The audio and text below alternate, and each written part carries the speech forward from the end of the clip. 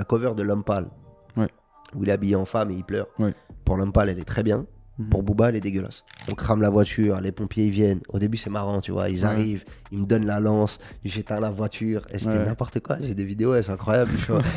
Là, c'est incroyable. Et puis 2 secondes après, les keufs qui arrivent, on finit en garde à vue, tu vois. Je suis honnête, si le mec est pas connu, la photo, elle est éclatée. Il a une ombre sur la tête, c'est moche, le crâne il brille. Enfin, tu vois, il y a plein de trucs qui font que. Je dis, les gars, je relève point par point. En octobre, normalement, on nique tout.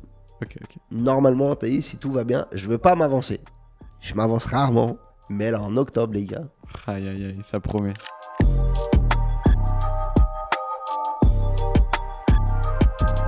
Bienvenue dans ce nouvel épisode de L'Envers du décor, le podcast où on parle que d'audiovisuel. Aujourd'hui, on accueille David. Salut David. Salut, comment vas-tu ? Ça fait plaisir de t'avoir, ça va nickel. Et toi ? Ça fait plaisir d'être là, on est bien reçus.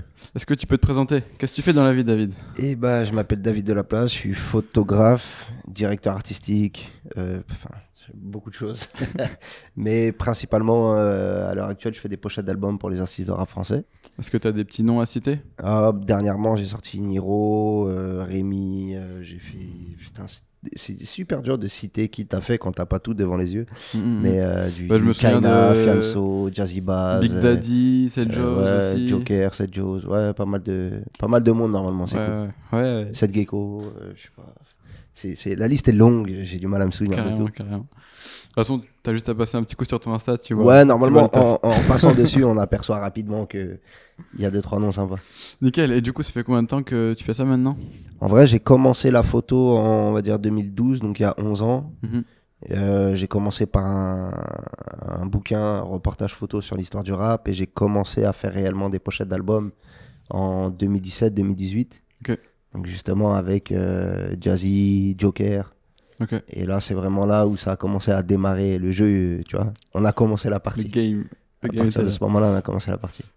Et du coup, t'as toujours fait ça ? Ça a été quoi en fait Comment t'as commencé ? Ça a été quoi ton éveil à la photographie et tes débuts ? En vrai, c'est fou, mais j'ai fait de la photo pour passer l'ennui. Ok. Donc je te dis, j'ai commencé en 2012, j'ai 22 ans à ce moment-là. Je suis dans ma cité, je fais rien. Ouais. Déjà, c'est. T'as grandi où ? J'ai grandi dans le 91 à Vigneux. Ok. Et donc, j'avais rien à foutre toute la journée. J'ai pas de diplôme, j'ai raté l'école en 3e, j'enchaînais plein de petits tafs, des affaires à droite à gauche. Ouais. Et j'ai commencé à. Enfin, j'ai acheté un appareil photo pour faire des portraits de mon frère qui commençait à faire de la musique. Et à ce moment-là, il y a un gars qui s'appelle Tito Prince, qui est un artiste de rap français qui commençait à émerger à ce moment-là, tu vois. Ouais. Il avait des morceaux avec Olkinry, Youssoufa, 2-3 trucs. Ça commence à prendre un peu pour lui et c'est un mec de ma cité. Et du coup, son manager, il m'a contacté. Ouais, on a vu les portraits que t'as fait là, c'est mon frère. On aimerait bien que tu bosses avec Tito, etc. Et moi, je me suis dit, putain, photographe de rap, ça existe.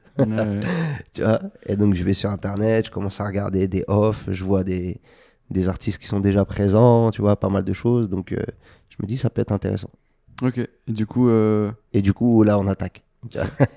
Parcours scolaire chaotique alors ? Aucun forcément de diplôme en poche, rien du tout, autodidacte. J'ai arrêté l'école en 3e, j'ai fait 2 mois de CFA, ça m'a gonflé, je me suis barré. J'arrive pas. C'est vraiment, c'est bête, hein, mais j'arrive pas. J'ai des problèmes de mémoire atroces. Et du coup, j'arrive pas en fait. J'ai beau essayer. Alors autant je peux me souvenir de trucs des fois sur le plancton. C'est incroyable. Tu dis, mais comment il sait ça, ce con ? Et parce que j'ai vu un truc et je m'en rappelle, mais les cours, là, j'arrive pas. Impossible. Ok. Et du coup, aujourd'hui, c'est quoi qui va te faire le plus vibrer dans ce que tu fais ? Aujourd'hui, en fait, nous, on a monté une manière de travailler qui est un peu différent, je pense, de ce que d'autres photographes peuvent proposer. C'est que moi, aujourd'hui, je me définis vraiment comme un artisan de l'image. Ok. Je gère tout de A à Z. J'appelle pas de chef déco, j'appelle pas de directeur artistique, j'appelle pas d'éclairagiste. Je fais tout seul. D'accord. Pour mener mon projet de A à Z. Si je me casse la gueule, je me casse la gueule tout seul. Ouais. Si j'y arrive tout seul. Et donc, voilà. Après, j'ai des petites mains qui viennent m'aider à construire des trucs, à faire des choses, à récupérer du mobilier à droite à gauche, tu vois, un peu le travail de régisseur par-ci par-là. Mais sinon, c'est quand tu m'appelles moi. Ok. Tout le travail est fait de A à Z par toi. Tout le travail de A à Z. Et donc, c'est ça que j'apprécie aujourd'hui, tu vois, de vraiment tout construire. Okay. On part de tasseaux de bois, on monte des décors, tu vois, pour Seven Banks, on avait fait un gros set géant enflammé. Je gère aussi la pyrotechnie. Et donc, on part de tasseaux de bois, on fait des plans, on construit des sets géants, on les ramène, on les crame, et on fait de la lumière et ça tue. Tout fait à la main, ok. Tout est fait. Ça, c'est très stylé. Ouais, c'est archi cool. Tu te souviens de ta première cover, ton premier matos que tu as utilisé Alors, premier matos, j'avais acheté un Canon 550D, je m'en rappelle. C'était éclaté. C'était éclaté, mais ça marchait bien. La première cover que j'ai faite, c'était pas vraiment... alors, pour le coup, ça date. C'est vraiment pas dans une époque où je faisais des covers. J'ai un artiste à l'époque qui s'appelait Green Money. Tu vois, avec qui j'avais fait un shooting, mais photo de presse. Ils avaient réutilisé la photo en cover. D'accord. Donc, du coup, c'est pas fait pour ça. Vraiment un truc que j'ai vraiment travaillé, tu vois. Après, je pense que la première que j'ai vraiment travaillé, voilà, tu vois, on m'appelle pour faire une pochette d'album, c'était celle de, si je te dis pas de bêtises, je crois que c'est Que Black, Appartement 105. Où du coup, on s'était vraiment pris la tête. On avait fait une carte holographique, parce que c'était un double album. Du coup, quand tu bougeais l'album, l'appartement dans lequel il était, il prenait feu et tout. C'était trop stylé. Vraiment, c'était vraiment fait chier à faire ça. Enfin, je regarde, je l'ai pas en tête celui-là. C'était ça a l'air bien stylé. Vraiment, c'était archi cool. La carte holographique était trop violente. Ok. Est-ce que tu as des petites anecdotes de tournage croustillantes à nous partager? Des anecdotes de... Ah, putain, je pense que tu en as plein. Ça, c'est comme la question... et tu peux nous dire avec qui tu as travaillé. C'est trop dur, des anecdotes, j'en ai un milliard. Là, je repense... Qu'est-ce que je peux dire ? Quand tu as mis en feu à la cité. Ouais, ça c'était marrant ça. Les shootings aussi sur la plage avec la porte, les choses comme ça. Ou quand t'as enflammé la tête du gars dans l'eau. Il y a plein de trucs. Ouais, en fait c'est ça, j'y pense pas directement. Mais si... Je te lance, vas-y. Ouais, si tu me lances, on peut en parler. Déjà, on va commencer par le mec que t'as foutu dans l'eau, tu lui as cramé la tête. Ouais. Comment ça se passe? Comment l'idée déjà te vient? C'est un artiste qui s'appelle Fada, déjà. Ça annonce la couleur, tu vois. Et en fait, son projet il s'appelle Chaudard. Moi, à ce moment-là, je commençais à utiliser un peu la pyrotechnie, à faire pas mal de choses. Et je me dis, vas-y, il faut essayer d'envoyer un truc violent, quoi, tu vois. De ouf. Et donc, je réfléchis et je me dis, putain, si on utilisait de la pyrotechnie sur lui, ça serait cool. Mais on a tous l'habitude de voir, tu sais, la torche humaine, tu vois. Et je trouvais ça pas intéressant. Donc, je me dis, ce serait bien qu'on lui soit dans l'eau et on lui crame juste la tête. Et donc, je commence à appeler des pyrotechniciens, des magasins de pyrotechnie avec qui je travaille. Ils me prennent pour un taré, mais réel, tu vois, en mode ne fais surtout pas ça, personne le fait. Même dans le cinéma, on le fait pas parce qu'en fait, les paupières, c'est très fin et donc ça, avec la chaleur, tu peux quand même les brûler, même s'il n'y a pas le contact de la flamme. Genre, ils commencent à, en gros, essayer de me mettre un peu la pression, tu vois. Ouais, de ouf. Et moi, je suis dans un truc, en vrai, l'artiste, il veut, moi, je veux. Go. Tu vois, frère. On verra ce qui se passe. Ouais, de ouf. Et du coup, à la base, on voulait le faire en montage. Tu vois, cramer un truc, ou essayer de trouver une perspective, quelque chose pour pas que ce soit... Et je suis sur mon ordi et je regarde des tutos YouTube. Comment cramer une tête sans mourir? Non, de mecs qui utilisent la pyrotechnie, mais tu sais, il y a un truc où en fait tu vas mettre du savon, tu mets du gaz à l'intérieur, et quand tu le brûles, en fait, c'est les bulles de gaz qui brûlent, mais toi, ça te brûle pas. Donc je me dis, putain, ça peut être une technique, un truc, je regarde. Je dis, gros, ça serait bien qu'on le fasse en réel, mais la veille. Et je l'ai au téléphone et je suis en train de lui montrer des tutos YouTube, tu vois. Là, j'y pense le lendemain, je me dis, mais en fait, j'ai fait une dinguerie. On est fou, tu vois. Et du coup, je me dis, bon, vas-y, tu vois, on va quand même essayer de faire ça un peu plus sécure à même la peau. Et donc, on a créé une espèce de cagoule ignifugée qu'il a porté lui directement pour le protéger, tu vois, avec certains produits de pyrotechnie qui protègent un peu, tu vois, qu'utilisent notamment les pompiers sur la peau quand ils partent en intervention. Et du coup, on a réussi, mais enfin, les shootings avec de la pyrotechnie, c'est très frustrant. Parce que c'est énormément de temps de préparation, de mise en place, et ça se compte en secondes, le temps de shooting. C'est vraiment en secondes. Je crois qu'on a 18 secondes de shooting sur cette pochette d'album. C'est ce que pour moi, c'est efficace. C'est ce que l'être humain peut supporter. Tu vois, donc on cadre, on shoot, on allume un peu de feu, donc on règle la lumière avec le feu à côté, etc. Il se met en place, on allume, on rafale. T'as pas le temps tu rafales, tu rafales. Il se jette dans l'eau, c'est fini.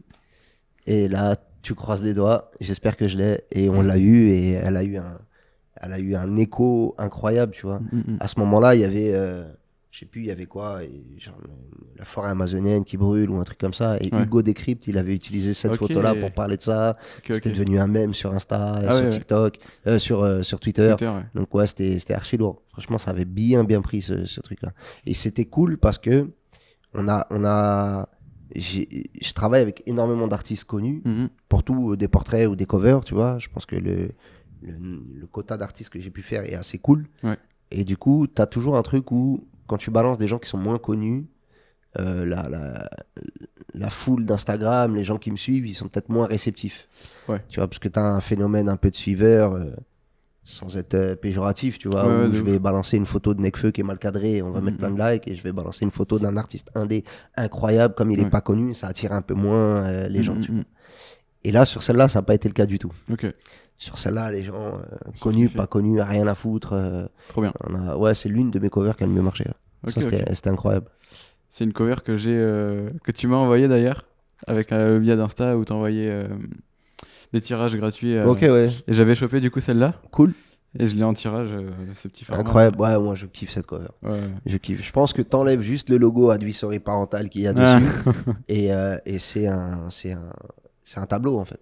Ça, tu vois, je pense que tu l'enlèves, c'est un tableau. C'est clair. Et d'ailleurs, ce petit logo là, Advisory Parental, c'est quelque chose qui est obligatoire à partir du moment où il y a des lyrics. Absolument juste, pas. En fait, faut une envie du label ou de l'artiste. En fait, c'est une législation américaine. Donc ça n'a rien à voir avec la France. Des fois, j'ai des labels qui me disent mais faut le mettre. Je dis mais les gars, ça ne sert à rien. C'est pas la loi française. T'en as pas besoin. Par contre, une chose indéniable, c'est que tu peux balancer une photo qui est incroyable. Tu mets le logo, on sait que c'est une cover. Par contre, tu le mets pas, on peut se poser la question. Et donc du coup, tu as un truc qui est rentré dans l'esprit. Tu vois, ça fait partie des codes maintenant, mais c'est plus un code qu'une législation, tu vois. Ok.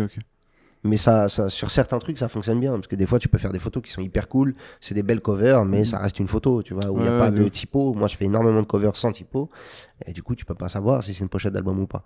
Et le fait d'avoir ce petit logo, bah, directement, ok, c'est une pochette d'album. Ouais, carrément. Comment est-ce que tu définirais ton style de direction artistique ou de shoot Est-ce que tu as une trame un peu à toi, ou est-ce que t'es évolutif sur tous les projets Déjà, on peut dire que t'adores le feu. Ouais, j'adore. J'aime bien travailler avec les éléments.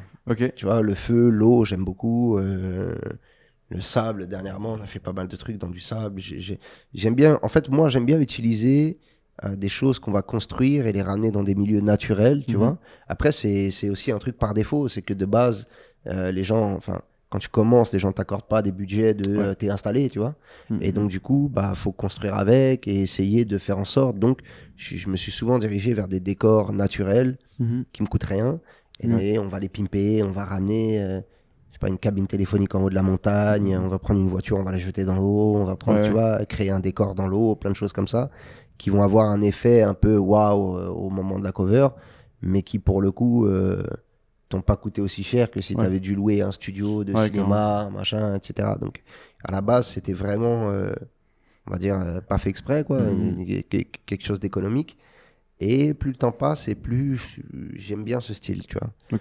J'aime bien aller en plein milieu de la forêt, je vais te construire un grand décor, un grand salon, t'as l'impression d'être dans un appart haussmannien, mais dans un décor qui n'a rien à voir, tu vois. Après, c'est un truc qu'on a beaucoup exploité. Et là, je pense qu'on arrive sur la fin de cette exploitation, tu vois. Il va falloir se renouveler. Ouais, faut pas qu'on fasse tout le temps les mêmes trucs, tu vois. Donc, faut qu'on parte sur d'autres choses. Après, on fait plein d'autres trucs aussi, hein, tu vois. Mais ce style-là, c'est un style que j'ai bien affectionné. Et je pense qu'aujourd'hui, on va malheureusement devoir le quitter, tu vois. Essayer d'aller sur d'autres trucs. Comment ça s'est passé, la cover où t'as mis la voiture dans l'eau, techniquement? Techniquement, c'était à Angers. À Angers? Ouais, c'était à Angers. Vous étiez combien en termes d'équipe 2 En termes d'équipe, il y avait... non, même pas. Moi, j'étais tout seul sur ce shoot-là.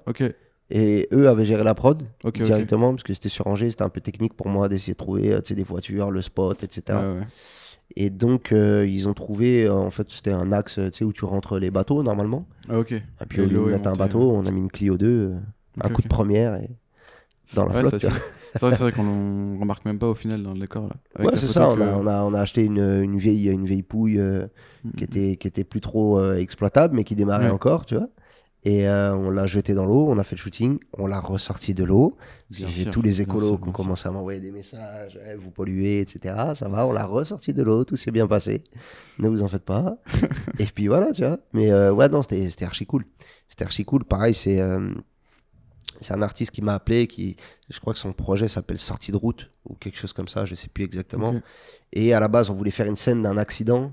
Et puis je me suis dit, vas-y, accident, c'est trop vu en fait. Ouais, il n'y a rien de surprenant à avoir un accident. J'ai dit, dans l'imagerie, t'en vois dans tous les films. Dans les covers, ça s'est vu un peu, pas trop, mais même dans la vie de tous les jours, frère, il suffit que tu partes, tu roules à Paris ou sur le périph' une journée et tu vois un accident.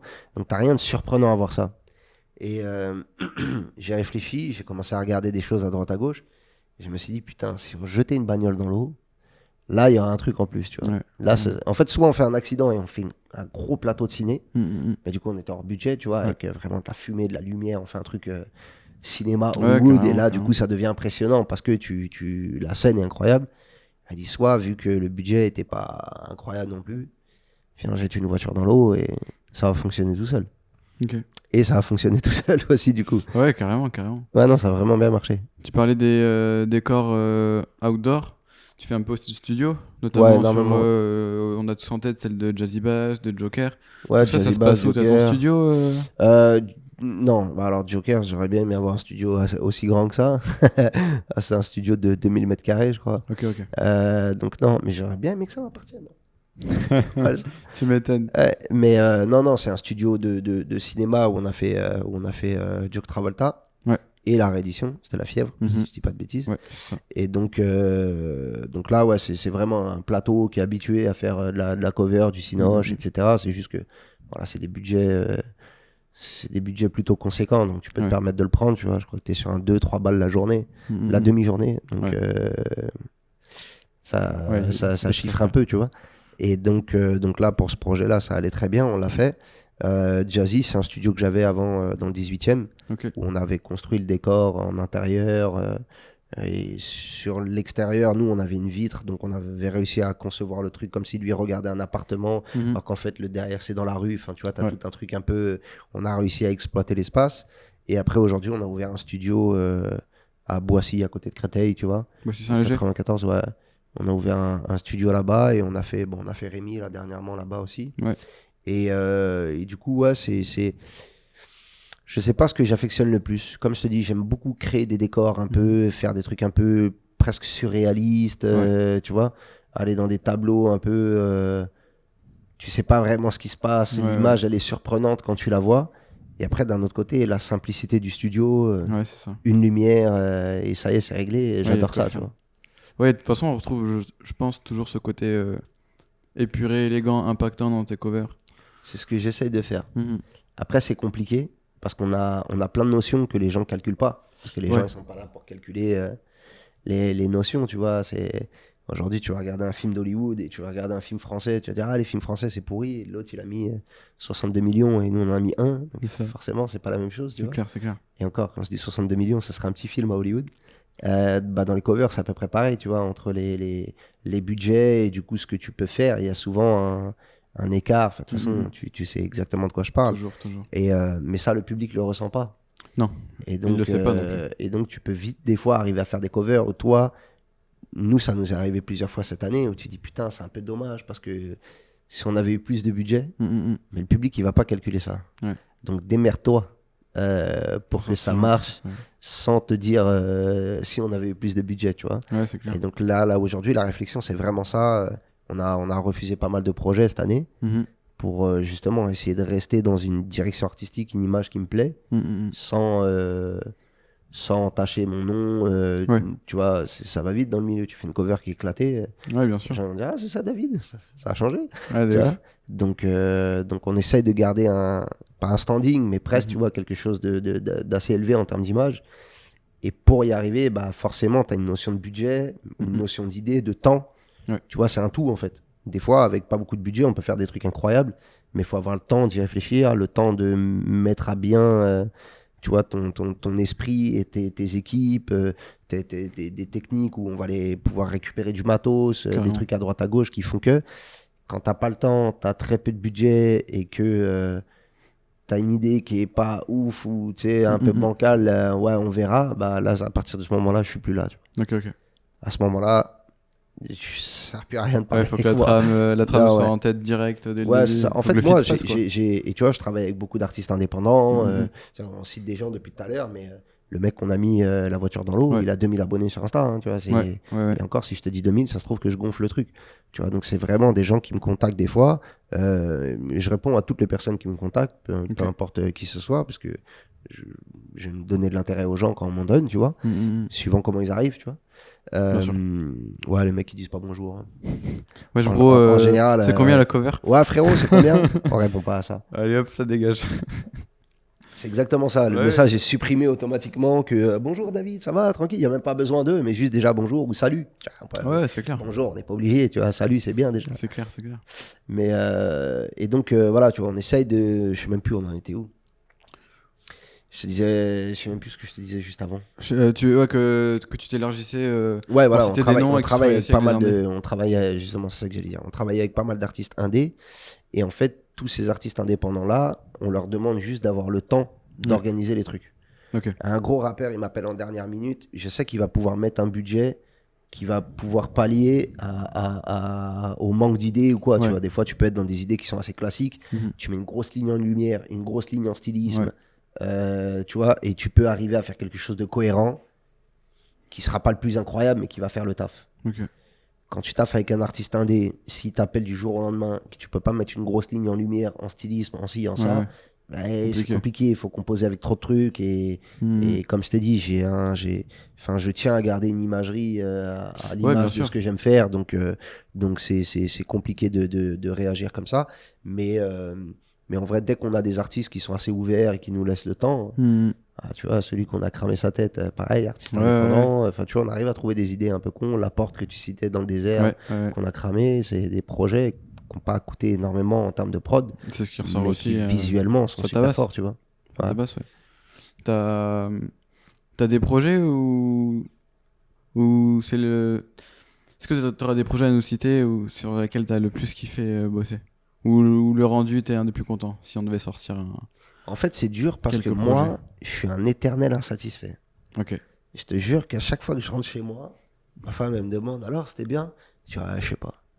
À chaque fois. Je suis jamais arrivé en mode, putain, ça tue. Okay. À chaque fois, c'est, je sais pas. Tu vois, ça nous a... Hier soir, je rentre, je sais pas. Et je regarde tout à l'heure, je dis, quand même, c'est un peu de gueule, tu vois. Avec du recul. Donc, ouais, c'est ça. Il faut un peu de recul, il faut laisser reposer. Et puis après, tu as plein de choses qui jouent aussi sur tu vois, la fatigue. Tu vois, tu as plein de trucs qui jouent sur le moral un peu. Et tu es dans des trucs. Et des fois, tu as du mal à calculer un peu tout ça. Et là, on est sur un rythme qui est hyper soutenu en ce moment, tu vois. Donc, c'est difficile de sortir la tête et d'arriver à bien regarder. Et en plus, des fois, il y a des projets que j'arrive plus à voir. C'est un peu grand comme terme, mais c'est juste que je sais là où on devait aller. Et à cause de certaines causes, on n'a pas pu. Et du coup, on a dû subir quelques trucs. Des fois, c'est le temps, tu vois, tu dois shooter à une heure spécifique. L'artiste n'est pas là, il est en retard. Le lieu dans lequel tu devais aller, il n'est pas dispo. Tu vas dans un autre lieu, mais le coucher de soleil, il est de l'autre côté. Et tu peux pas l'avoir. Enfin, tu vois, tu as plein de trucs. Et toi, tu gardes en tête la rêve que tu avais. Et tu dis, putain, nous, ce qu'on voulait faire, c'était ça. On est un peu à côté. Et du coup, tu n'as pas de recul. Et j'ai des covers que j'ai faites où j'avais pas de recul. Et après, les gens ils m'ont dit, mais t'es un baiser. Tu vois, la cover de Norsace. Là, aujourd'hui, je la regarde sans recul, tu vois. Mais au moment où je la fais, je me dis, putain, je sais pas, en fait. Et alors que j'ai eu des retours de ouf et qu'elle est incroyable, tu vois. C'est ça. Mais moi, quand je la fais, je me dis, je sais pas.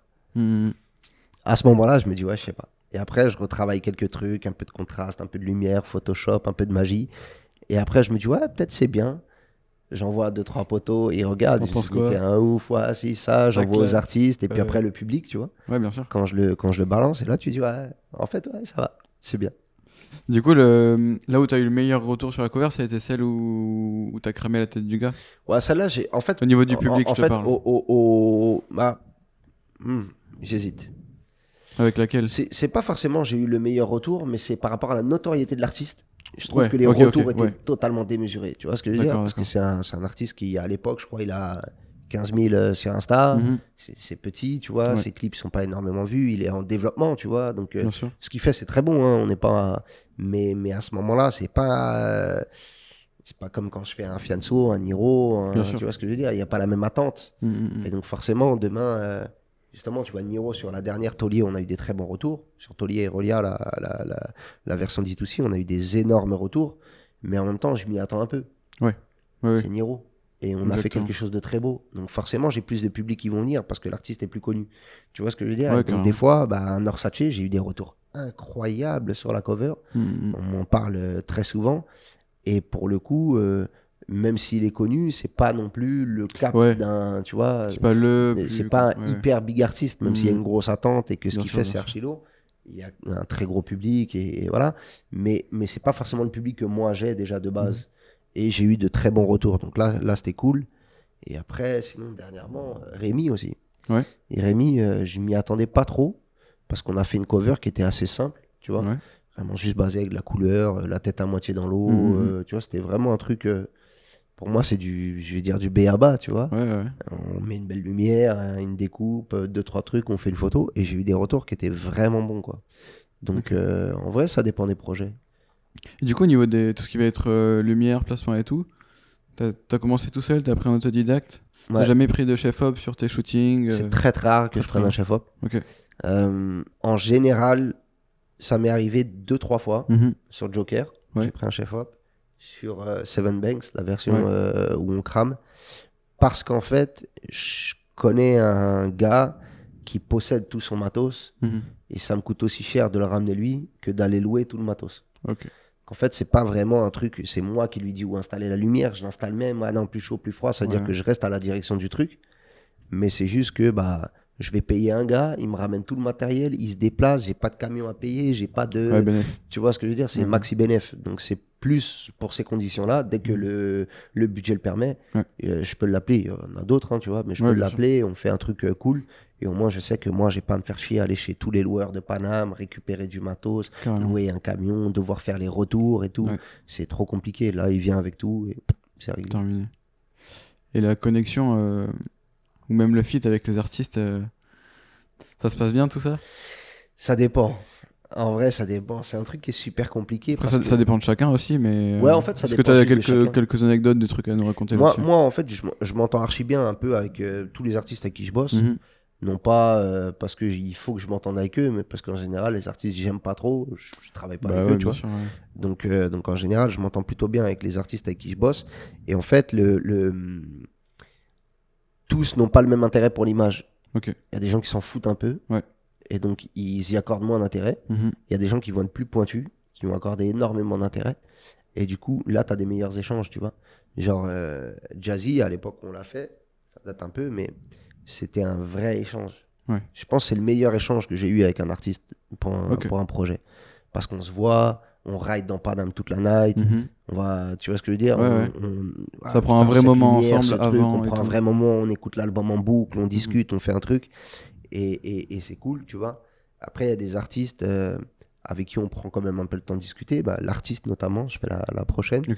On a fait un truc plutôt cool. Et on a eu le temps de discuter bien avec lui. Tu vois, on est parti en studio, il me fait écouter le projet. Ok, je veux ça. Et on arrive à composer, tu vois. Rémi, pareil, on arrive à discuter. Après, il y en a avec qui c'est un peu plus...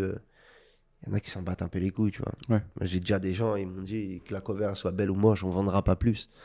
Bon, toi, après, tu réfléchis. En général, pareil, c'est à ce moment-là que je disparais. Allez hop, ça sort. À ce moment-là que je disparais, faut accorder un peu d'intérêt. Bien sûr. Tu t'adresses à la mauvaise personne. C'est mon métier, tu vas me dire que c'est pas important. Gros. Donc voilà, mais en fait, il y a tout. Il y a des gens qui accordent énormément d'importance, comme je te dis, qui sont investis, qui vont jouer sur les couleurs, qui vont te mettre en relation avec tout le monde, parce que moi je gère pas la partie stylisme, donc ils vont me mettre en relation avec les stylistes, on va avoir plein d'échanges, qui vont ramener des idées, et il y en a parfois qui ont des idées qui sont tuba, mais tuba de ouf, et c'est super difficile de les ramener vers un truc, vers la raison, tu vois. Les gars, vraiment c'est un peu claqué, venez, on essaye de faire quelque chose d'un peu mieux, ou tu vois, d'élever un peu le niveau, et puis après avec des discussions, des fois on y arrive, des fois on n'y arrive pas. Et pareil, quand on n'y arrive pas, Je disparais encore. Ouais, je disparais souvent. Mais non, tu vois, moi, je tiens à ce qu'on... Vraiment, c'est le plus important. Je tiens à ce qu'on garde une image qui soit cohérente et qu'on taffe que avec des gens qui donnent du respect au travail. Tu vois, je ne me suis pas fait chier pour devenir photographe, pour agir... tu vois, comme si j'étais sous un patron avec un taf que j'aime pas, dans un truc, tu vois, je veux garder mon indépendance et voilà, tu vois. Mais après, franchement, il y a plein d'artistes avec qui ça se passe bien. Il y a des artistes, tu vois, Nahir, par exemple, sur Rihanna, on fait une première cover. On avait on avait un moodboard qui était incroyable. Je l'avais fait faire dessiner par une designeuse un peu, là, pour qu'on ait vraiment le mood... parfait de ce qu'on veut faire, tout était prêt, enfin c'était incroyable. Et on avait une voiture qui était retournée sur le truc. On commence à me dire, mais si elle est retournée, pourquoi on la crame pas? Moi, tu me parles de feu. Je dis, frère, on va la cramer. Comme on la crame, du coup, on peut plus le faire en bas de chez lui, là où on devait le faire. Donc, on loue un terrain. Et en fait, on a perdu, au fur et à mesure, toute l'essence de ce qui faisait l'âme du projet. Et du coup, on s'est foiré. Sachant qu'en plus, ce jour-là, on crame la voiture, les pompiers ils viennent. Au début, c'est marrant, tu vois. Ils arrivent, ils me donnent la lance, j'éteins la voiture. Et c'était n'importe quoi. J'ai des vidéos, c'est incroyable. Tu nous enverras ça. Puis la capuche, casque de pompier, gants et avec une lance à incendie en train d'éteindre la voiture. Là, c'est incroyable. Et puis 2 secondes après, les keufs qui arrivent, on finit en garde à vue, tu vois. Ah ouais. Et donc, de tout ou rien. Et tout ou rien, tu vois. Et donc, du coup, à ce moment-là, on n'a pas la cover. Et Taïs, son équipe, on s'apprécie beaucoup, on se respecte énormément. Nahir aussi, on se respecte énormément, évidemment. Et donc, du coup, on dit, vas-y, tranquille, viens, on refait. Il y a des gens, tu vois, qui peut-être n'auraient pas été aussi ouverts et qui auraient dit, ouais, non, on s'est foiré, tu vois. Et non, frère, tranquille, il n'y a rien, ça peut arriver, tu vois. Viens, on refait. Je trouve que c'est pas à la hauteur de ce qu'on voulait faire, on y va, tu vois, ça peut arriver. Des fois, tu fais les choses dans la précipitation, ça m'est arrivé. Pas énormément de fois, mais 2-3 fois, ça m'est arrivé. Tu sais, on s'est pressé. Puis à un moment, tu dis, ouais, mais frère, regarde, on a voulu aller trop vite. Du coup, on a fait n'importe quoi. Et viens, on prend le temps, on réfléchit un peu plus. On essaie d'appeler, tu vois, de ramener le bon matos, des bons trucs. Et puis voilà, tu vois. Et donc, il y a vraiment 2 poids 2 mesures dans la relation. Je sais qu'il y a des artistes avec qui tu peux pas te foirer. Tu te foires, c'est mort, oublie. T'es blacklisté direct. Et il y en a d'autres, tu vas te foirer, vas-y, c'est la famille, tranquille, on sait que... Et vas-y, c'est pas grave, ça arrive. Ouais, il n'y a pas de pression là-dessus. Ouais, mais après, tu sais, c'est comme un artiste, tu vois, c'est des trucs qui me font un peu rigoler. Il y a des mecs, tu vas leur passer des prods, elles sont incroyables, ils vont chier dessus, le morceau, il va être éclaté. Et c'est pas grave, frère, fais un autre morceau. Ouais, c'est ça. Tu vois, simplement.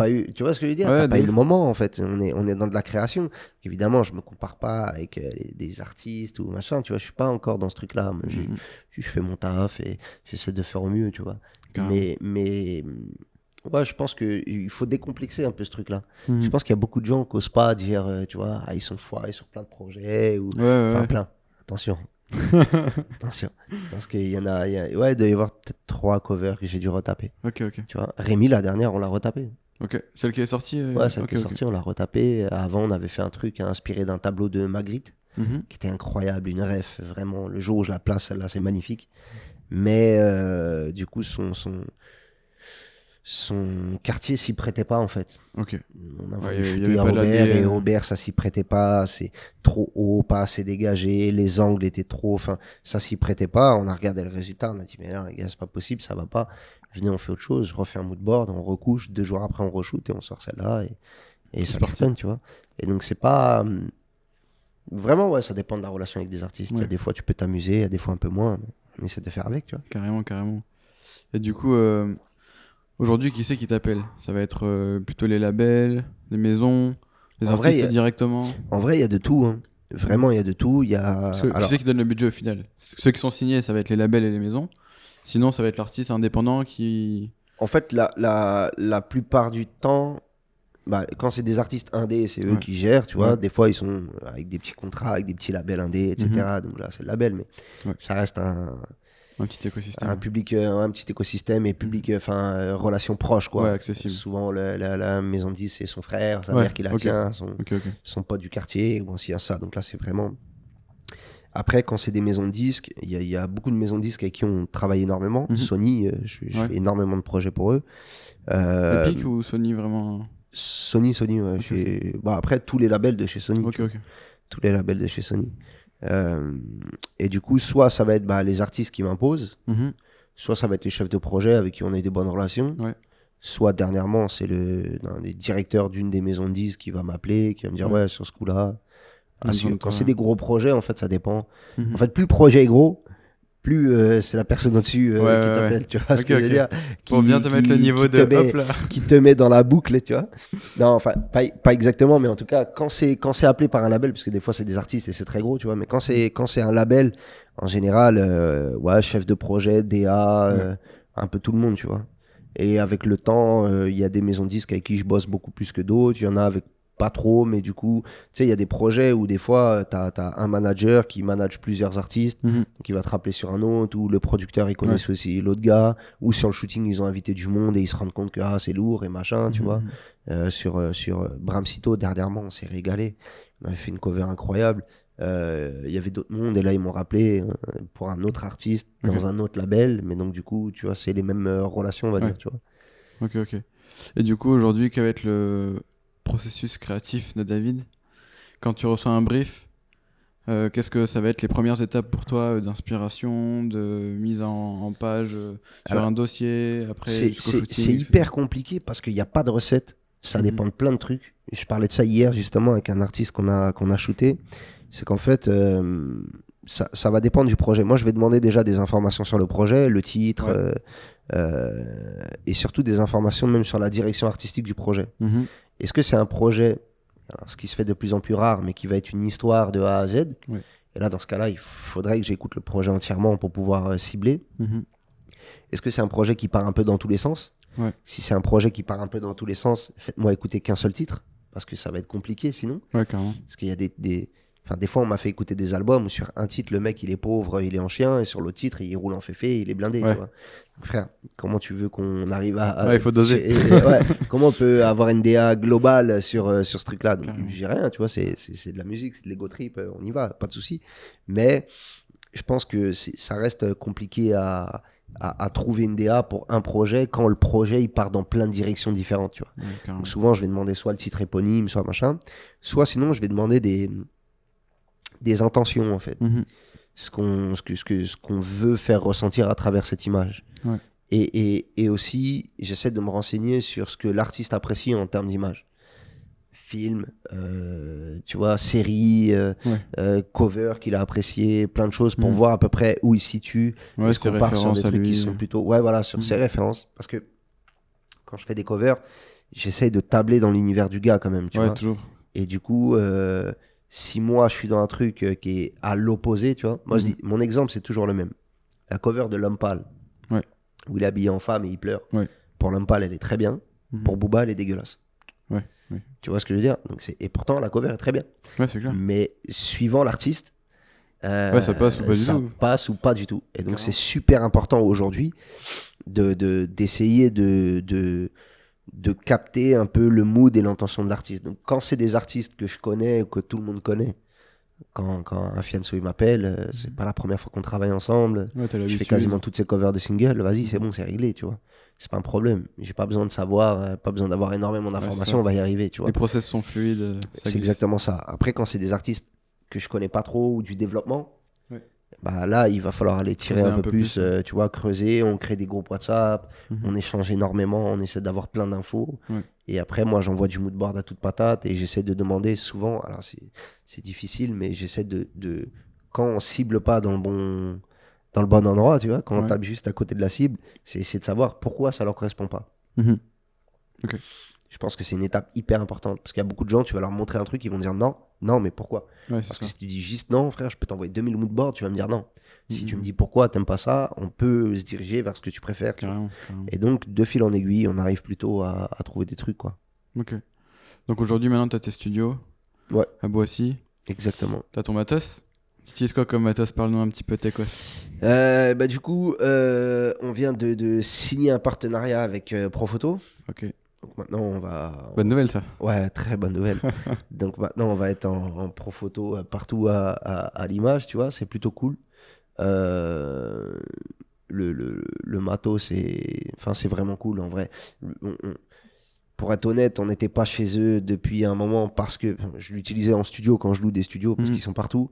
Mais c'est surtout que comme je fais beaucoup de décors extérieurs, J'ai beaucoup de casse de matériel, tu vois, je mets des trépieds dans la mer, je fais des trucs des fois où tu te dis putain merde.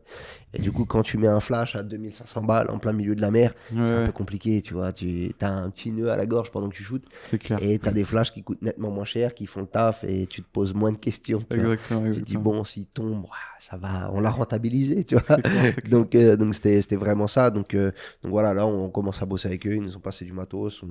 On teste, on voit, on s'amuse un peu. On achète aussi chez eux parce que c'est pas open bar, genre j'arrive, je me rince, tu vois. Mais maintenant qu'on commence à bosser avec eux, c'est plutôt cool. Et après, en appareil, pour l'instant, je taffe avec le Fuji GFX100. Ok. C'est une machine de guerre. Ouais. C'est un monstre, c'est incroyable. Je l'ai jamais essayé encore, mais j'ai vu les stats. Ouais, les stats, elles sont effroyables. Les caractéristiques. Je te prêterai si tu veux. C'est un monstre. C'est un monstre. La problématique que j'ai avec, c'est que j'essaie d'avoir de plus en plus des rendus qui sont un peu cinéma. Ok. Et c'est pas l'appareil pro. Ok. Vraiment, c'est un peu compliqué parce que le capteur, il a vraiment du mal avec les basses lumières. Okay. Donc, du coup, c'est un peu chiant. Ouais, c'est un peu dommage. Ouais, c'est un peu dommage. Le point faible de cet appareil. Ouais, après, en même temps, c'est un boîtier qui fait 102 millions de pixels, qui est fait à la base pour les tirages, t'es confort. Ouais, c'est un truc qui est fait à la base pour faire du tirage, pour faire de la pub, pour faire des choses comme ça. Donc, pour les pochettes d'albums, ça s'y prête de dingue. Quand je fais des grosses covers et qu'on doit faire des affichages immenses, c'est mortel, tu vois. Ouais, t'as de quoi faire, même pour la retouche. Il shoot en 16 bits, donc l'espace colorimétrique, il est un peu plus important. Ouais. Enfin, il y a plein de trucs qui font que c'est incroyable, tu vois. En vrai, j'ai fait des covers avec où je suis vraiment très content des rendus. Mais d'un autre côté, je me dis avoir un boîtier peut-être un peu plus léger, avec des fichiers plus légers aussi. Parce qu'attention, le RAW de 200 MO... au bout d'un moment, c'est relou, tu vois. Ouais, ça tabasse un peu. Quand je fais le ratio de mes années de travail et que je vois les disques durs, celui de l'année dernière, 50 shootings, il est plein, tu vois, le 4 Tera. C'est clair. Et qu'avant, tu pouvais en mettre un peu plus, tu vois. Donc, ça ne devient pas économique en termes de disques, mais bon, on n'est pas là pour économiser des disques. Ouais. Mais voilà, je pense que niveau boîtier, je vais tester d'autres choses. Ok. Il y a le Nikon, là, c'est combien ? Le Z8 là, qui avait l'air pas mal. On est parti l'autre jour à la boutique là, on a regardé un peu. Ça a l'air bien, je vais tester, je vais voir. Après moi je suis pas forcément attaché j'ai pas de formation, tu vois, de matos, je suis pas trop attaché à ça. Etc. Non, moi en fait si demain je commence à taffer avec une marque comme là avec Profoto, je peux la défendre et me diriger vers eux si ça se passe bien, parce qu'il n'y a aucune notion d'argent, je suis pas payé pour représenter une marque ou un truc, donc en vrai ça se passe bien, ça se passe pas bien, tant pis, tu vois ce que je veux dire. Ce que je regarde le plus, c'est la qualité du travail et les personnes, tu vois, avec qui on interagit, comment ils fonctionnent, tu vois. Et en vrai, il y a un truc qui est une certitude, c'est que j'ai testé à peu près toutes les marques en termes d'appareils photo. Et que pour l'instant, Sony et Nikon, ça reste quand même une ADN plus jeune. Tu vois, des gens moins vieux dans les bureaux qui comprennent peut-être un peu mieux le sujet de l'urbain et de tout ça, tu vois. Avant, je t'ai fait qu'avec Canon, je les ai nextés direct parce que c'était très compliqué. Pareil, on commençait à s'approcher d'eux humainement, tu vois. Donc... quand je les appelais pour des trucs qui n'ont rien à voir, à Gâteau Prou, genre je suis Jean-Paul Gaultier, j'ai un gars qui arrive en scooter qui me ramène une mallette remplie d'appareils et d'objectifs. Quand je les appelle pour une pochette d'album de rap, ah non, on n'est pas là, rappelle lundi. Enfin, tu vois, au bout d'un moment, il y a un truc, c'est pas mon travail qui me plaît, c'est l'artiste. Et donc, du coup, ça m'en dégoûte de la marque. Tu vois ce que je veux dire, la marque, elle fonctionne très bien. J'ai fait énormément de beaux projets avec, tu vois, mais ça m'en dégoûte de la marque. Et je dis, bon, vas-y, salut les gars. Parce que l'humain, du coup, a vraiment une importance. Quand on commence à travailler avec, tu vois, c'est-à-dire si en fait, on commence pas à bosser avec eux, juste j'achète ton matos, ton matos, tranquille. Mais à partir du moment où tu te rends souvent dans une boutique, tu commences à parler avec les gens, fais voir ce que tu fais, ça commence à discuter, ça montre à un tel, à un tel. Si tu as besoin de nous, appelle-nous. Quand tu appelles pour des trucs, ils sont là. Quand tu appelles pour d'autres, ils sont pas là. Tu vois, forcément, enfin, je sais pas, moi, il y a beaucoup d'artistes que j'ai écoutés. on va rebasculer sur la musique, mais qui était très bien. Et quand tu vois que le mec est con, t'as plus envie de l'écouter, tu vois. Ouais, c'est sûr, c'est sûr. C'est un peu ça. C'est comme dans les films, tu vois. Il y a des mecs qui ont toute leur vie regardé un truc, et ils ont appris un truc sur l'acteur et sur le machin, et ils peuvent plus le blairer. Ouais. Bah, je pense que les marques, c'est à peu près pareil, tu vois. Donc c'est pour ça que longtemps, on a voulu rester loin des marques, tu vois, et faire nous que ce qu'on a envie. Comme ça, il n'y a pas de souci. Mais aujourd'hui, l'équipe commence à avoir un peu plus de succès, tu vois. Ouais. Et donc, il y a des marques qui commencent à nous contacter. Nous, on en contacte aussi. Il y a des échanges qui se font. Et pour l'instant, on essaie de trouver des partenaires ou des gens avec qui on peut bosser, qui soient dans la même ADN que nous, tu vois. Ouais, je vois. Et pour l'instant, tu vois, par exemple, chez Profoto, je les appelle hier parce que demain, j'ai une pochette d'album et aujourd'hui, je suis déjà livré, tu vois. Ouais, ils sont présents, quoi. Ouais, voilà, ils sont présents, ils échangent, ils répondent, on discute. Et donc là, je me dis, ok, ça peut être intéressant de travailler avec eux. Ouais. Tu vois ? Carrément. Parce que c'est le sujet le plus important, en fait. Tu sais, concrètement, gros, je suis pas dans le besoin. Si je veux acheter ton flash, je l'achète. Mon boîtier, il coûte 30 fois tes flashs, c'est pas le problème. Mais c'est juste que à partir du moment où tu sais, ils aiment bien mon travail, ils mettent du respect et on peut bosser ensemble, si la qualité de leur travail me plaît, je suis pas influenceur, hein, tu vois. Ouais. Mais si la qualité de leur matériel me plaît et qu'en plus les gars sont gentils, les gars, venez, let's go. On se pose, on boit un verre, tu vois. Une grillade. Une petite grillade, ouais, serait sympathique. Petite grillade chez David. On en reparlera des événements que tu proposes juste après. La réal, ça t'a jamais parlé ? Alors j'en ai fait un peu. J'ai réalisé un clip en Islande pour un artiste qui s'appelle Thomas. C'est à combien de temps ça ? C'était il y a 2 ans à peu près. Ok. J'ai réalisé sur l'album de Cynic, Nixie qu'on a fait, c'était en début d'année, je crois. Je sais plus. Ouais, je crois que c'était en début d'année. Ou je sais plus. Pour son projet, on a travaillé un peu. Enfin, moi, j'ai travaillé tout ce qu'il y avait à faire dessus. J'étais limite au management, réseaux sociaux, je faisais ses posts, ses trucs. Ouais, non, c'était incroyable. À la base, je devais faire que de la photo. Je devais faire la pochette d'album. On a échangé sur des idées de clips. J'ai réalisé un clip. Je vois qu'ils ne se connaissaient pas trop en D2C. J'ai un gars, on monte le site internet, on fait le D2C. On organise une release party dans une salle de concert. On organise un concert, on organise ci, on organise ça. Ouais. Je me suis retrouvé presque manager sur un projet. Tu l'as bien accompagné. C'était archi cool. Non, vraiment, c'était cool. C'était une bête d'expérience et tout. C'est un bon gars. Donc, tu sais, moi, tout se fait à l'humain, en fait. Tu vois. Ouais. Demain, tu veux qu'on fasse des trucs, viens, on les fait, mais que si on s'entend. Si il y a le fit, ouais. Je veux pas qu'il y ait des trucs qui sont pas naturels, tu vois. Là, on commence à bosser avec des écoles. Des écoles de photo, tu vois. On commence à faire des interventions et tout, machin. Et on était en rendez-vous avec eux il y a 10 jours. Les mecs, ils nous parlent de budget. Ouais, du coup, combien on va devoir rémunérer, si, ça. Moi, je leur dis rien. À partir du moment où on met de l'argent sur la table, c'est plus pareil. On n'est pas dans de la discussion. Si tu me payes, il y a un intérêt financier, donc je suis obligé déjà de défendre tes propos, de te mettre en... Tu vois ce que je veux dire ? Il y a un truc où je suis obligé d'être de ton côté. Tu me payes. Moi, je veux pas ça, tu vois, c'est liberté de la presse, tu vois. Je veux pas qu'il y ait des gens qui me donnent de l'oseille et que du coup, je suis bloqué dans un truc. Donc non, si on doit le faire, on le fait gratuit, sinon on le fait pas, tu vois. Et donc là, en gros, c'est un peu ça, tu vois. Et pour revenir sur la réal, donc ouais, malgré moi, j'ai réalisé quelques clips, mais après, je veux pas dire c'est pas quelque chose qui m'intéresse parce que je trouve ça intéressant. Le vrai problème que j'ai avec la réal, c'est le budget. C'est compliqué aujourd'hui d'être réalisateur. Trop de grandes idées pour des trop petits budgets. Pas que ça, trop de temps de réaliser un clip par rapport au budget que tu as gagné. Tu vois, si demain, alors à moins que tu sois un four, comme plusieurs, tu vois, où tu as en plus ta boîte de prod et du coup tu réalises et tu n'as plus de vie. Un clip, c'est long. C'est très long. Tu vois ce que je veux dire ? C'est des semaines de discussion, de machin, un jour de tournage, voire peut-être un deuxième jour de tournage, des jours de montage, d'échange. Et si tu regardes le cachet qui te reste de ton réal, de ta réal, tu vois, frère, on va faire la même sur une pochette d'album en demi-journée, tu vois. C'est clair. Et donc, du coup, c'est compliqué de prendre autant de temps pour un truc. Donc, des one-shots de temps en temps. Pourquoi pas, si c'est des projets intéressants, tu vois. Voilà, tu vois. Avec Thomas, on est parti en Islande, on a fait une semaine en Islande, on s'est régalé, on a fait un super beau clip. Je fais même les plans drone dessus. Tu vois, je m'amuse. Avec Cynic, on était à la montagne, toujours du froid. On était à la montagne, on a fait la réal du premier clip de l'album. Et c'était très cool, tu vois. C'est des beaux clips, c'est intéressant.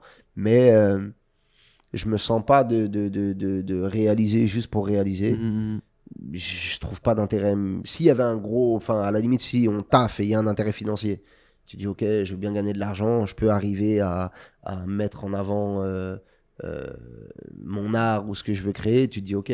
Mais là, il n'y a ni l'intérêt financier, ni des gros budgets, parce que je suis pas réalisateur. Il n'y a personne qui va venir me voir et qui va me dire, tiens, je te donne 50 balles, fais-nous un clip, tu vois ce que je veux dire. C'est clair. Donc ça va être des petits budgets à la débrouille. Après, c'est trop complexe, tu vois.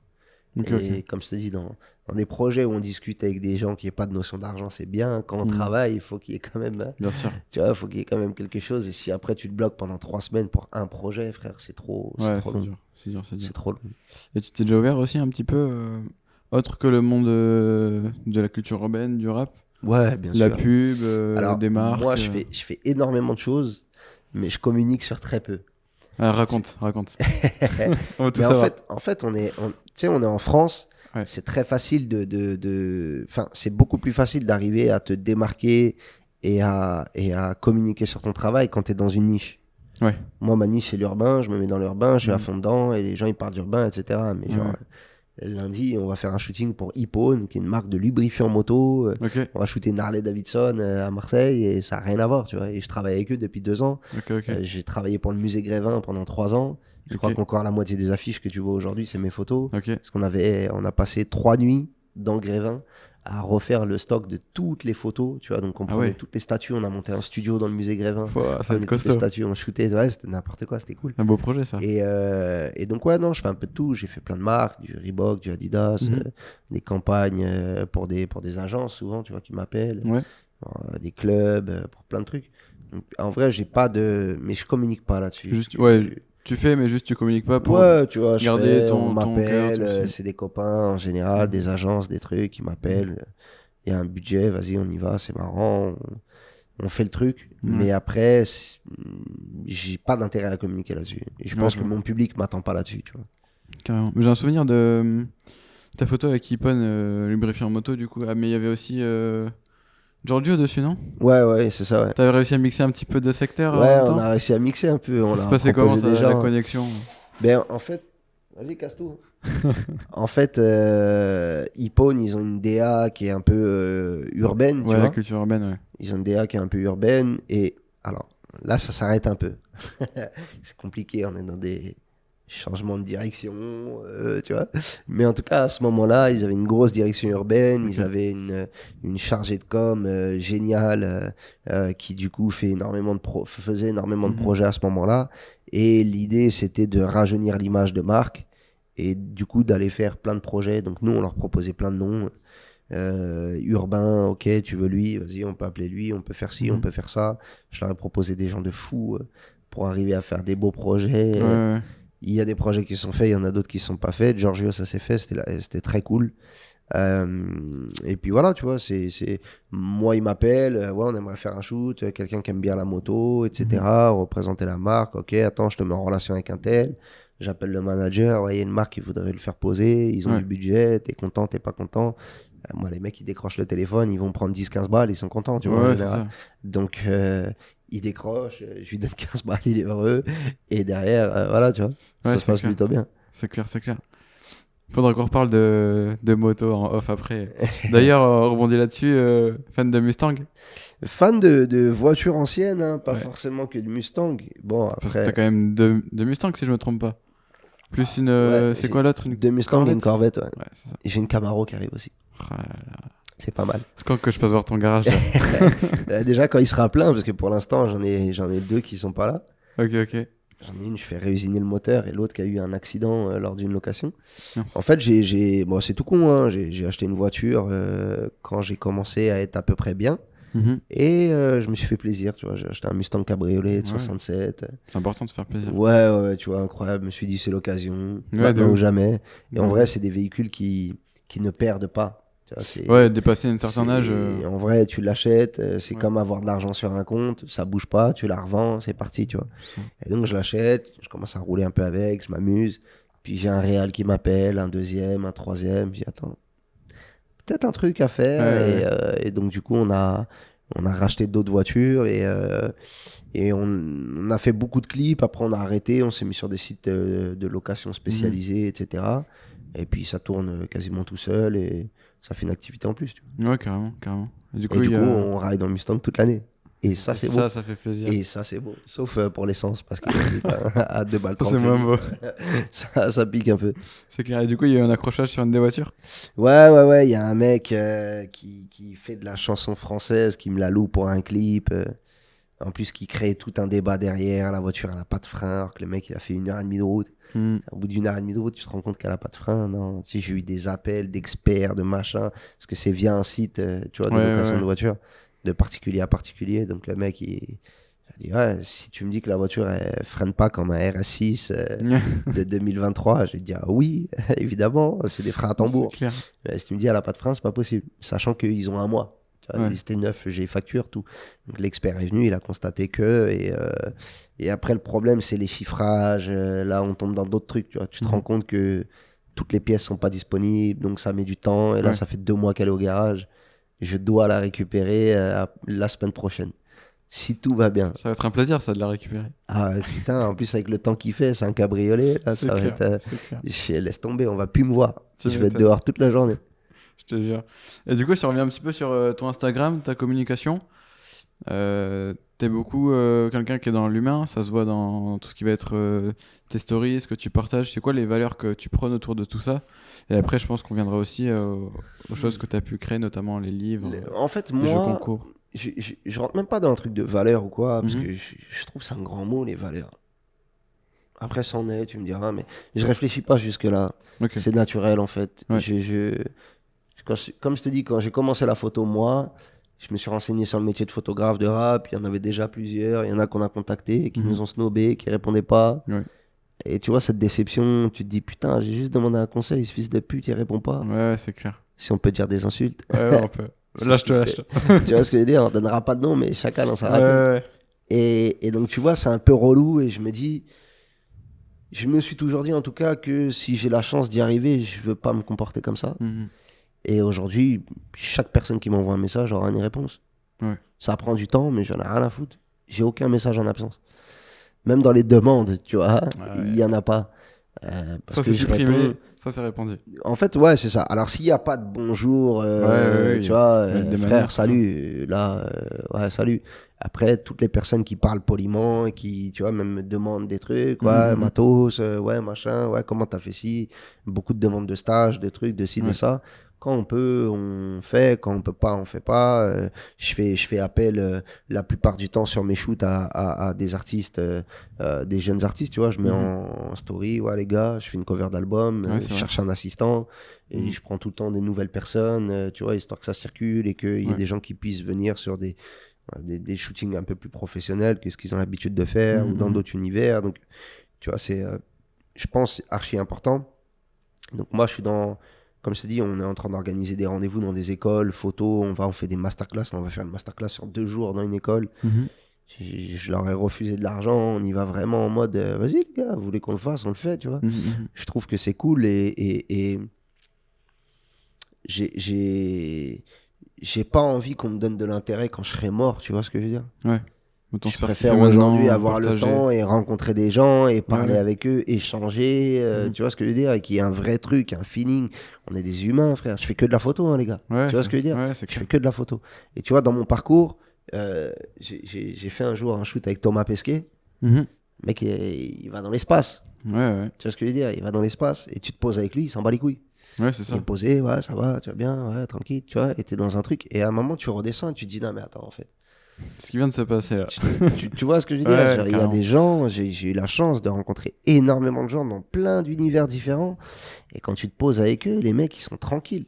Qui suis-je pour snobber des gens ou pas répondre ou ci ou ça. Des fois, j'ai pas le temps. Des fois, des mecs, je mets 2 semaines à leur répondre. Désolé, j'avais pas vu ton message. Ça va, frérot, aussi, ça, tu vois. Et partant de là, voilà. Les trucs auxquels je réponds pas, les mecs, ils m'envoient des liens YouTube. Genre, tu peux partager ça. Oublie, je vais jamais le faire. Normal. Ouais, j'ai fait un concours, tu peux me mettre en story. Oublie, je vais jamais le faire. Tu vois, les trucs un peu à la con comme ça, je déteste ça. Ou tu peux juger mon taf et tu m'envoies tout ton compte Instagram, frérot, j'ai peut-être pas vraiment le temps de le faire, tu vois. À la limite, tu m'envoies une photo, tu me dis, ouais, qu'est-ce que t'en penses? Je pourrais peut-être répondre en DAF 2, entre deux rendez-vous, sans faire le mec, je suis trop pris, hein, attention, des fois je suis sur mon hamac et tu vois, en branlette et ça tranquille, je prends le temps de répondre, tu vois, faut profiter de la vie. Mais j'ai 2 enfants, je préfère passer du temps avec mes enfants que sur Instagram, tu vois. Et donc, du coup, voilà. Mais je prends le temps de répondre. Et comme je te dis, tout va dépendre de. Si là, tout de suite, il y a quelqu'un qui m'écoute, il se dit, j'ai pas répondu, regarde le message que tu m'as envoyé, Chacal, tu comprendras pourquoi je t'ai pas répondu. Sinon, en vrai, la plupart du temps, je prends le temps. Je trouve que c'est super important et même c'est valorisant, tu vois. Il y a des gens qu'on rencontre un peu tout le temps, soit des fois dans la rue, au studio, dans des événements, dans des trucs. Et après, je sais que l'être humain est un peu faux cul, mais j'ai tout le temps que des bons retours. Tu vois ce que je veux dire sur. C'est très rare. Je pense même jamais avoir entendu ah ouais, il y a lui qui m'a dit ça sur toi. Ou tu vois, c'est des trucs un peu bizarres. Parce que, frère, j'essaie d'être bienveillant avec tout le monde. Soit je t'aime pas, et dans ce cas-là, je préfère ne pas te calculer. Comme ça, il n'y a même pas de. Tu vois, je rentre pas dans le truc de faux cul. Lui, je l'aime pas, mais je suis avec lui. Non, frère, je t'aime pas. Fais ta vie, je fais la mienne. Et donc, je sais qu'il y a personne qui ira cracher un peu sur mon dos. Je vois. Et de l'autre côté, bah, frère, si on peut se donner de la force, donnons-nous de la force. Tu vois. Carrément. T'as aussi sorti plusieurs livres, dont le best-seller, on va dire, Les Visages du Rap. Ouais, Les Visages du Rap. Il y a eu une ou deux exemples d'éditions de ça, je me souviens plus. Visage du Rap. Ouais. Je crois qu'on est à la 3e. Troisième finie, là.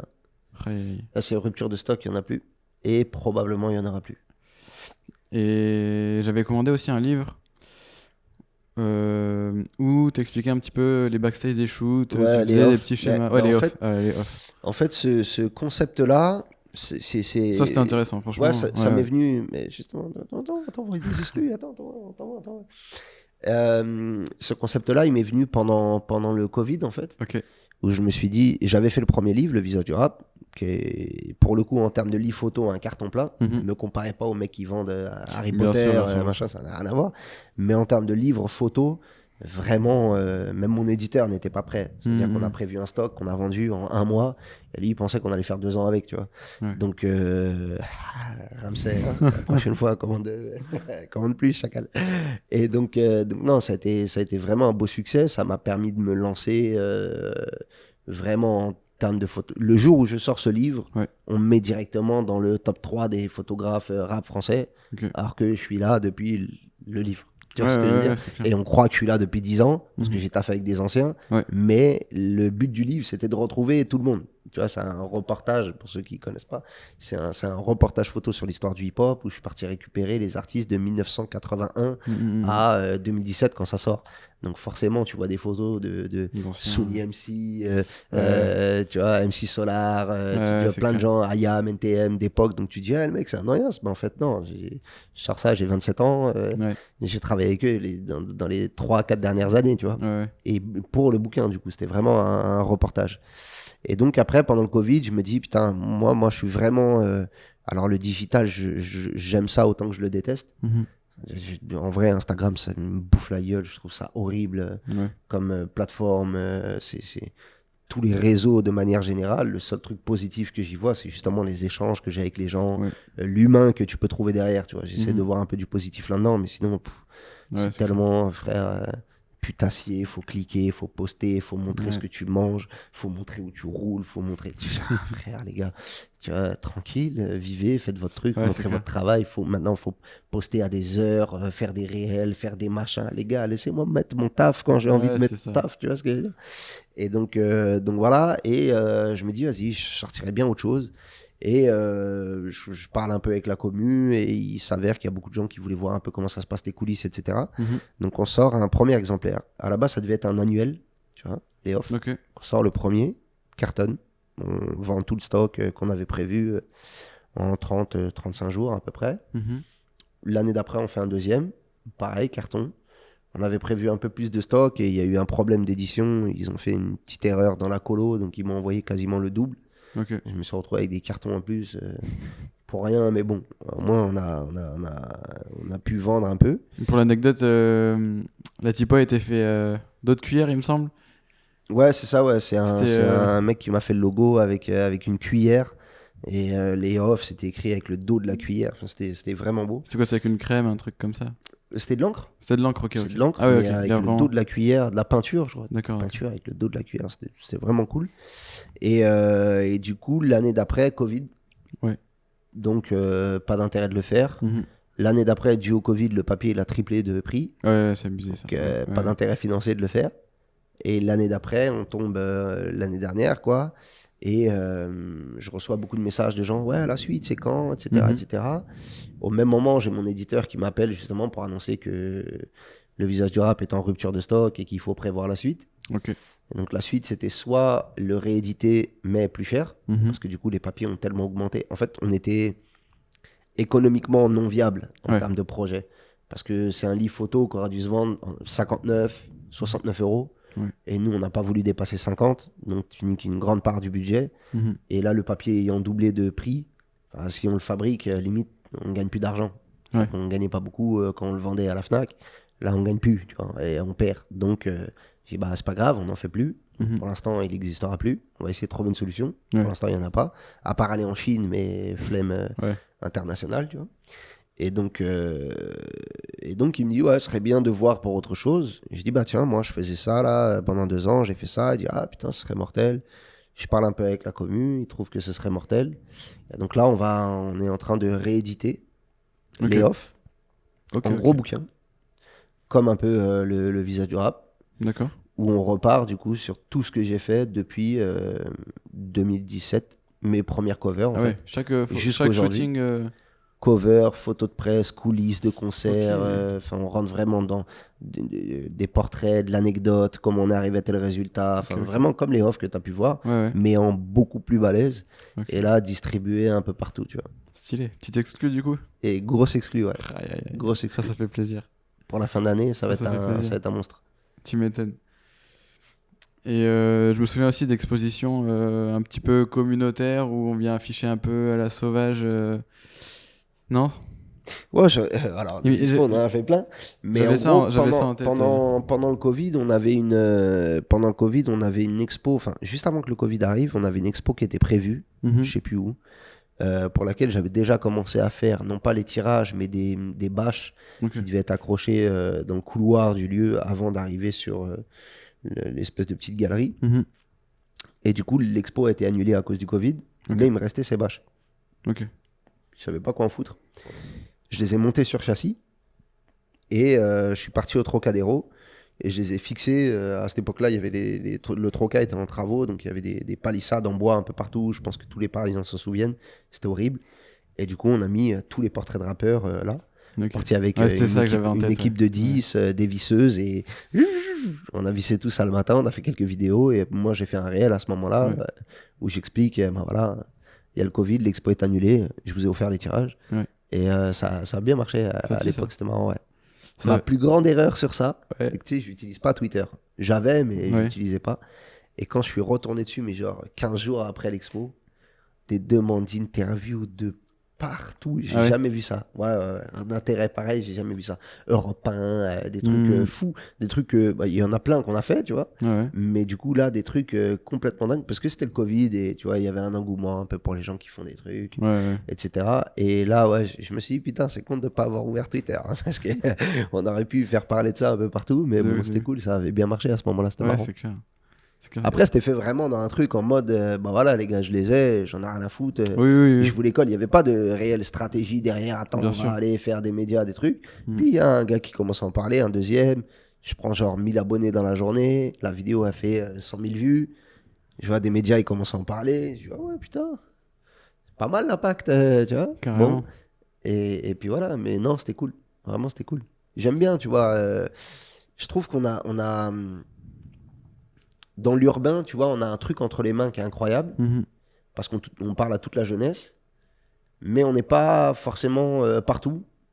Tu vois, dans les galeries, dans plein de choses Ouais. comme ça, où du coup, c'est un peu compliqué parce que c'est des vieux qui gèrent tout ça, tu vois. Mhm. On va pas se mentir. C'est des gens qui connaissent pas forcément. Et je dis pas qu'il y a pas des gens qui font des trucs, hein. Il y a Bien des gens sûr. qui font des trucs. Mais sur les gros trucs principaux, les gros salons d'exposition, les gros salons de photos, les trucs Mhm. les plus gros, des mecs comme moi, comme Fifou, tu les vois pas. Mhm, Tu vois ce mhm. et c'est pas normal. Tu vois ce que je veux dire?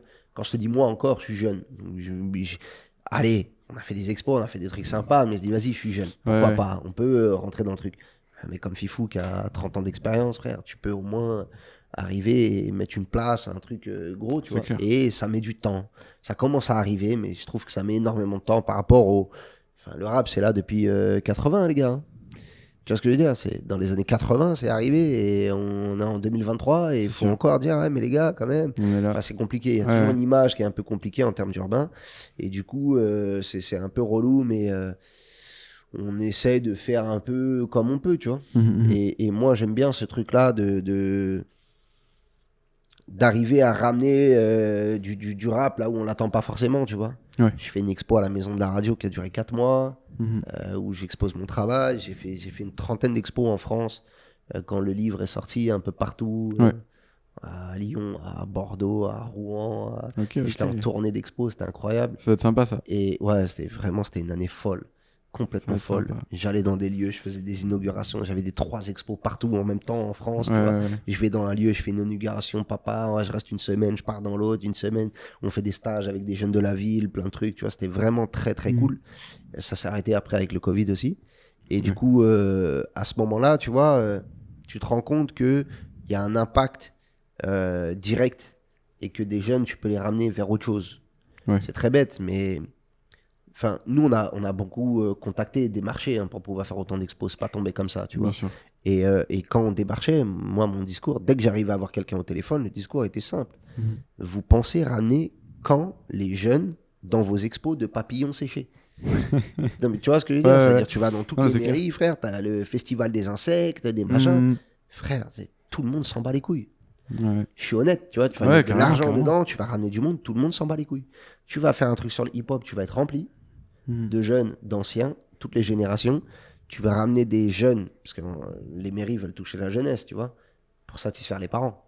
C'est ça à la base, ils veulent toucher la jeunesse, pas que les jeunes s'ennuient. Donc tu vas toucher la jeunesse, ils vont être contents, tu vas pouvoir parler de sujets avec eux.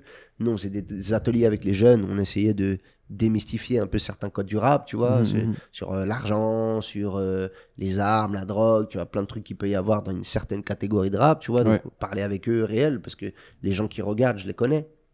Tu vois ce que je veux dire? Donc, je suis là, je sais. Les clips, je suis là. Les artistes, je suis là. Les locations, je suis là.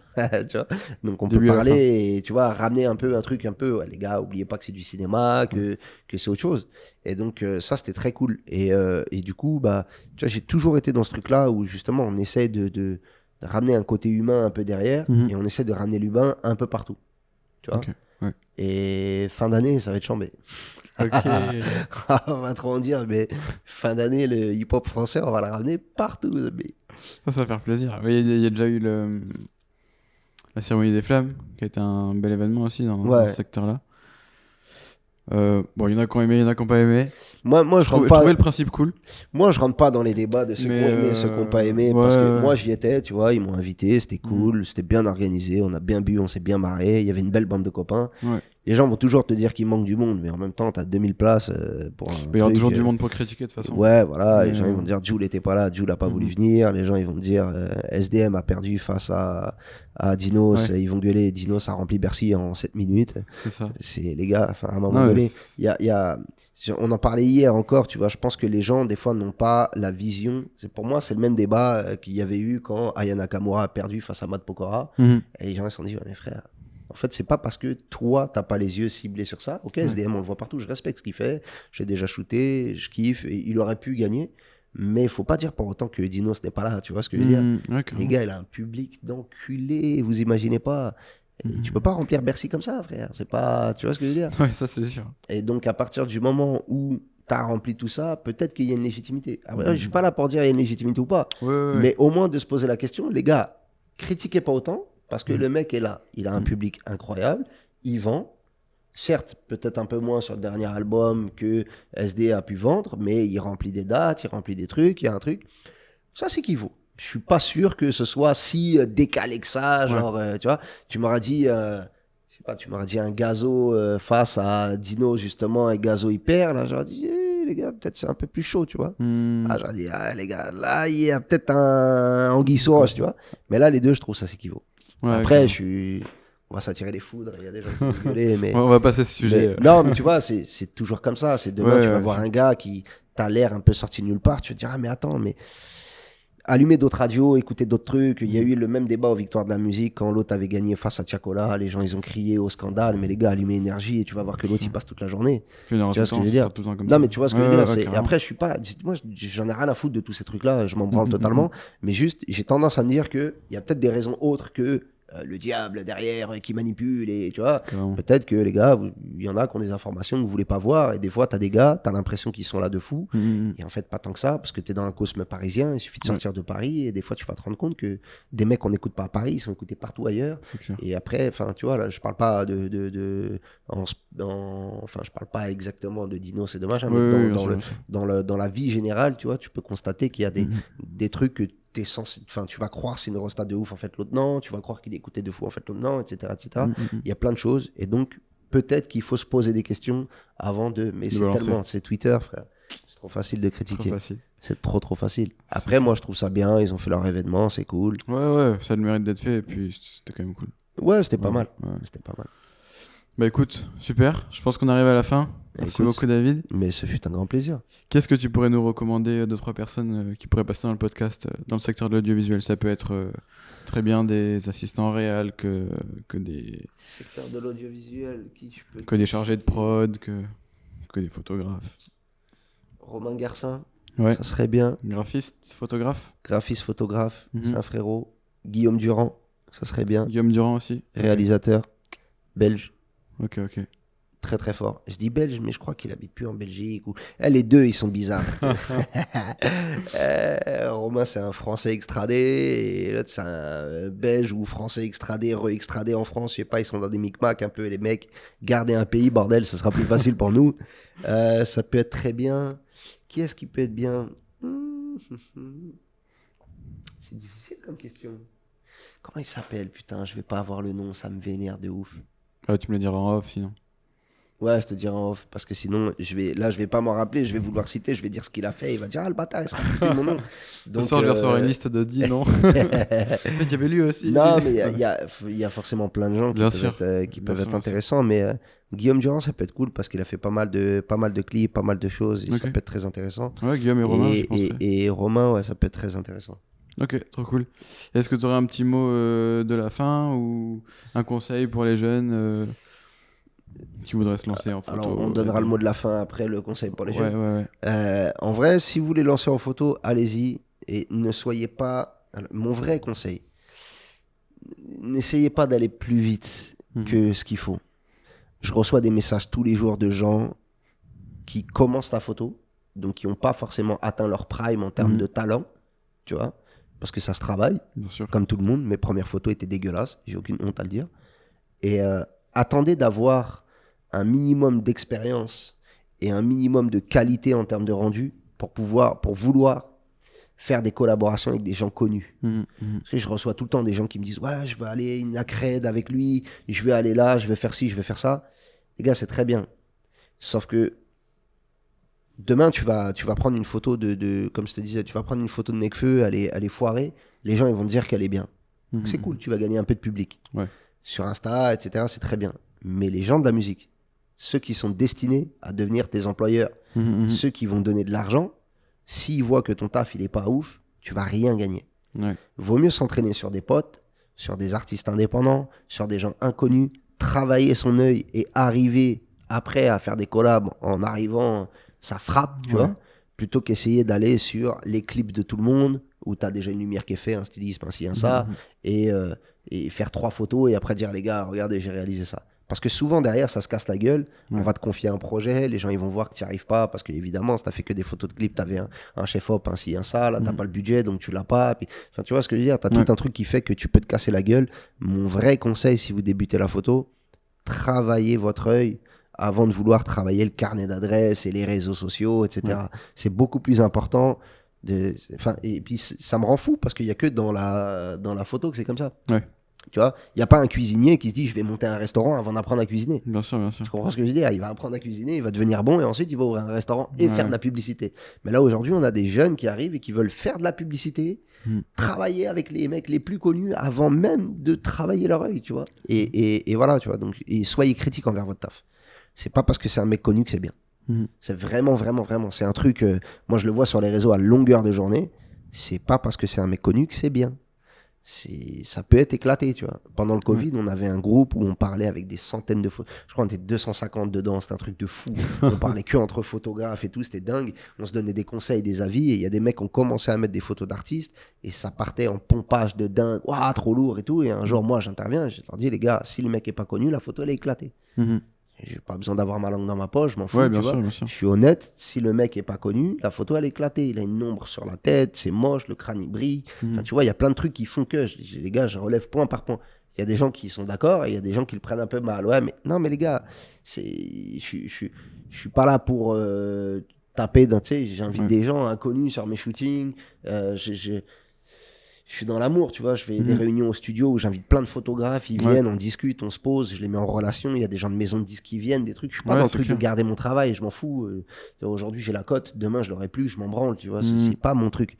Mais vraiment, rendez-vous compte que il faut écouter les avis, tu vois ce que je veux dire. Il y a des gens, des fois, ils vont croire que t'es un peu contre eux ou ça fait un peu le vieil aigri qui veut garder son taf. Non, je suis pas là-dedans parce que je m'en branle.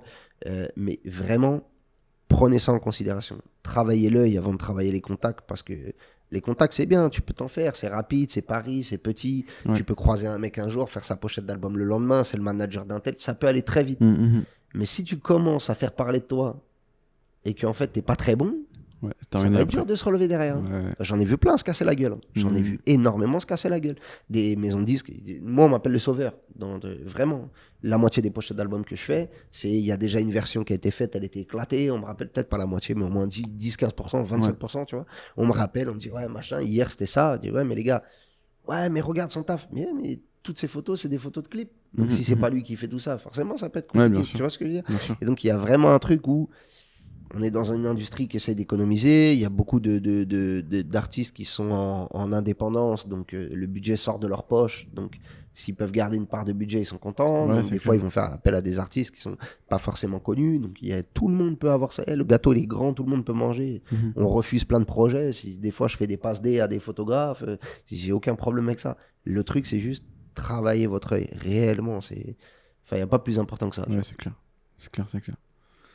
Et le petit mot de la fin, du coup? Eh ben, travaillez votre œil, les gars. Là, le petit mot de la fin. Ouais, c'est l'heure. On a rendez-vous, on va bosser. Et non, ouais, on se voit bientôt. Ça, petit mot de la fin, octobre. On se voit bientôt. En octobre. Ça prépare en octobre, on va des sortir trucs. un petit truc. Ok. En octobre. On va recevoir une petite invitation. En octobre, normalement, on nique tout. Ok. Normalement, t'as dit, si tout va bien, je veux pas m'avancer. Je m'avance rarement, mais là, en octobre, les gars. Aïe, ça promet. Ça va être beau. Ça roule. Bah écoute, merci beaucoup David pour Mais avec plaisir, ton temps. merci à toi de m'avoir invité. Et puis on se retrouve en octobre. Avec grand plaisir.